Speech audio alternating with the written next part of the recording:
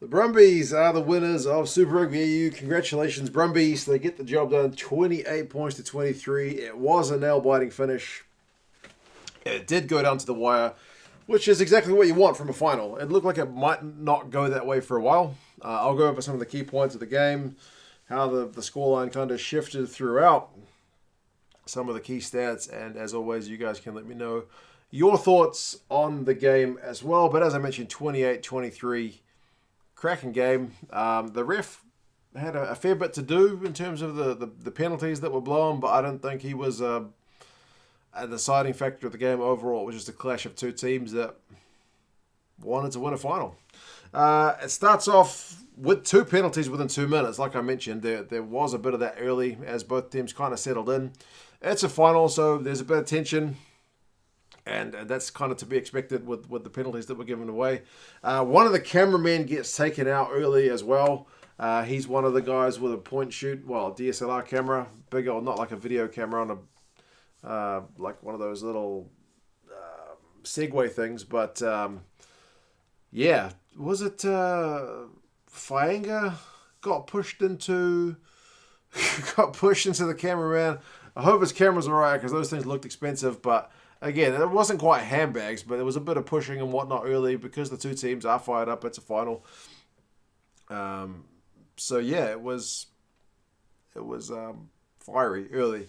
Lolaseo kicks the first penalty on 4 minutes to make it 3-0 to the Brumbies. Remember, he's only coming back from a pretty long-term injury layoff, and he looked sharp. He really did look sharp. I kind of questioned Dan McKellar's call to bring him in straight starting after Kunzel's been playing pretty much week in, week out for the majority of the season.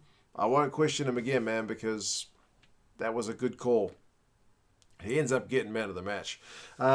First scrum of the game, and it looks like a bit of trouble for the Brumbies because the red scrum is powerful, and it looked it. They won a penalty, and sure enough, they converted a penalty from that scrum they won, so it's 3 apiece. 15 minutes. The Brumbies kick a penalty into touch. They decide penalty within the Reds' half. It's towards the sideline. Do you go for a tough shot at goal or do you go for a maul? They get it 5 meters out, and sure enough, they go for a maul. And kind of no surprises.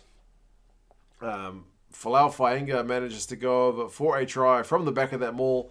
Some of the backs got in there as well, so it was typical Brumbies stuff. I was doing a live stream of the game, and some people were like, "Oh, it's, Brumbies do the maul, boring." But nah, man, that maul is a lethal weapon. Why would you not use it? That's one of the great things about rugby union is that you can have such variation in teams. And the Brumbies, even though their scrum has not been that flash this season in the AU season, their maul is still absolutely deadly. So it's 10-3 with the good conversion from Lolaseo. Then the Reds knock on from a Brumbies counter attack later on, and Lolaseo does a little bit of a step move, which is pretty slick. And as I said, the guy's coming back from injury. He manages to get a little late pass to Muirhead, and it's another try. Not long later, it's like 10 minutes after that first one. And at that point, they missed a conversion. It's off the post. It was pretty close. But at that point, it's 15-3. And it looks like it's going to be a long night for the Reds. And it looked like that a couple of times throughout this game. Like the Brumbies would pull away. However, the Reds would be able to pull them back.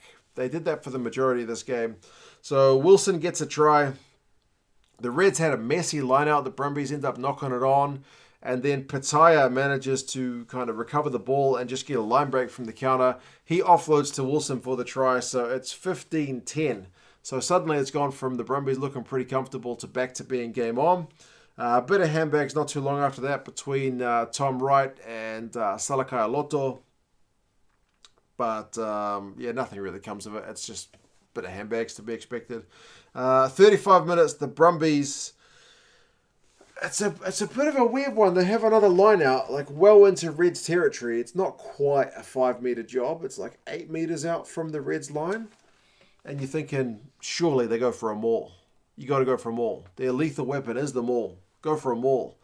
And maybe they tried to kind of do like a switch by faking out that they were going to go for a maul, but they end up doing some set play to Kurandrani. It doesn't work. Doesn't work. You don't need to fake them out, man. Just go for them all. If it works, just go for it. But they ended up knocking it on or getting turned over. And, nothing comes of it. And then right on halftime, James O'Connor kicks a penalty to make it 15-13 at halftime. So 15-13 is absolutely game on. As I said, the Brumbies went out in front, and the Reds just kind of managed to close that gap throughout the later period of the first half. The halftime stats, run meters 156-91, so the Brumbies have got a bit more of that.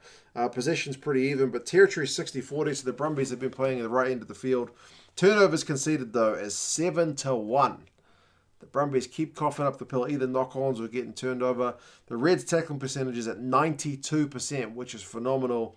The Brumbies are at 84. Penalties conceded is 7 apiece, which is fairly high. I've seen higher, but it's a fair few whistles being blown. The Red scrum is looking pretty good. It has to be said. Second half gets underway, and Pitaya has been subbed pretty much on the 40-minute mark because he's pulled up with seemingly an injury. That guy just has the worst luck. And then not long later, Salaka Aloto has a bit of a head clash, and he bumps into McCaffrey. He smacks his head into maybe McCaffrey's shoulder, and he doesn't come back. So those two injuries are pretty key because those are two of your better players from that Red side. As I mentioned, Pitaya is the one who set up Wilson's try, so he is just an absolute force going forward. And then, a minute later, Banks gets his try on 44 minutes. Brumbies with some quick play from turnover ball, and it's a sharp run from Banks. He just looks the business in that one. I think he's gotten really better. I thought he was quiet at the start of Super Rugby AU season, but he's gotten progressively better, I guess, when it matters. So, good effort from him. At that point, it's 22 points to 13. And again, that's the Brumbies taking a step away from the Reds. It's late. It's 11:30 over here. And then 48 minutes, Lolosio with a bit of composure, with advantage, and the Brumbies having all the momentum. He kicks the drop goal. And that drop goal makes it 25-13. To make matters worse for the Reds, and this is where it was really looking like they had lost the game. On 50 minutes, Dalguna gets yellow carded for a bit of a lifting tackle, and there's a penalty a few minutes later for the Brumbies again with a bit of momentum. So it's 28-13. Brumbies have got an extra man. The Reds are seemingly dead and buried, but something during that second half of that yellow card seems to spark the Reds back into life. They take a penalty, and I thought it was smart because they were 3 scores down, and they had a man in the bin. They won a penalty after getting a bit of momentum to the Reds, and they kicked it, which I really thought was the smart move, and I think it did work out that way. So at least they even up the score during the yellow card. The yellow card finishes 3 apiece, so the Brumbies have not really gotten any pay from it, and it's 28-16. And then Blythe gets a try 63 minutes. I thought this one was a bit lucky. Benefit of the doubt to the attacking team, you'll take it. I thought for sure Tate McDermott had knocked the ball on, but the TMO said it looks like he's put it backwards, and then there's a kick through, be it accidental or what, that gets the ball into the in-goal area, and then Blythe is the first man to react to dot the ball down. So it is a try. The TMO looks at it for an absolute age. So it wasn't a sure thing by any means, but happy to go with benefit of the doubt of the attacking team. One angle I thought it looked fine. The other angle I thought it looked forward. So in those cases, just go with the ref's on-field decision, which was a try. That makes it 28-23, and that is the final score. So the final kind of 15 minutes, there is no scoring, but it's not to say the Reds didn't have their chances. They lost a line out like 5 meters out from the Brumbies line on 73 minutes, and line out was a bit of a shocker. Blythe had a head clash with Slipper, I think, right before full time, and he looked pretty crook. He had to go off right at the end. They have to have a scrum reset a couple of times, but eventually, even though the Reds put a bunch of pressure on it, the Brumbies were able to get it out and kick the ball into touch to secure the win. But man, like the Reds with the knock-ons at key times, the line-out not being able to be won at key times, just let themselves down. And man, the Brumbies did enough to see out the game. So as I said, congratulations to them. The final stats finish, run meters 376 to 315 in the Brumbies' favour. Position, again, is pretty even, 51-49. Territory is 58-42 in favour of the Brumbies, so they still managed to play in the right end of the field.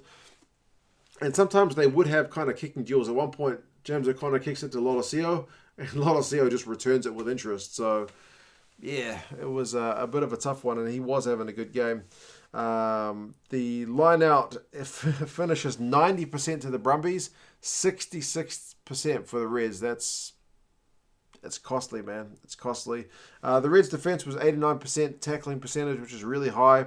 Brumbies 86, which is also very good. Reds had to make a few more with 135 tackles to 105. Individuals, Banks had 67 run meters, 3 defenders beaten, and 2 clean breaks. So he was looking dangerous, as I mentioned. And Wilson for the Reds, you can see why he's been picked for the Wallabies, man. 17 from 17 tackles, finishes the game with a try. The dude is just everywhere. Penalties conceded is 11 to 12 with 1 more to the Reds, so not really a huge factor. But again, the Reds, it was either knock-ons, penalties conceded, or their line-out stuffing up just at key times. Really let them down. But as I mentioned, Pitaya and Silikai Loto essentially only playing half the game didn't help them. The fact that Lolosio was able to come back after such a long layoff and just hit the ground like he hasn't missed a beat, that's not that helpful. Nick White, I think, came on at halftime, or just after halftime. Pretty good guy to be able to bring off the bench. As I mentioned, Lolosio gets man of the match. Angus Blythe put the Queensland Reds into his hairdo, which is a bit of commitment. I'm imagining he's going to be getting a haircut tomorrow. But anyway, as I mentioned, congratulations, Brumbies. Super Rugby AU champions. 6,000 people there to see it. Sold out crowd from the amount of tickets they could sell, to kudos to the people who got up there. You saw a bit of a cracking game. Could have gone either way, but the Brumbies did enough. So yeah, as I mentioned, congratulations. Competition was entertaining overall. Super Rugby AU, pretty happy with how it finished. And yeah, we'll see what happens next year. Still remains to be seen. Hopefully we get some international rugby going as well. Based on what we've seen in Super Rugby AU, the Wallabies look to be giving Dave Rennie plenty to think about. So that is also always a good thing. You guys let me know your thoughts on this game. How did you think it went? I thought it was pretty good. It is 11:35, so I am going to have to head off to bed. But yeah, you guys all take care, and I'll talk to you again soon. See you later.